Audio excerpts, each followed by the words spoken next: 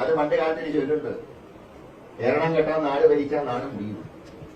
കഴിഞ്ഞ 6 വർഷമായിട്ട് മര്യാദയ്ക്ക് ഒരു ക്രിസ്മസ് ആഘോഷിച്ചോ, ഓണം ആഘോഷിച്ചിട്ടുണ്ടോ?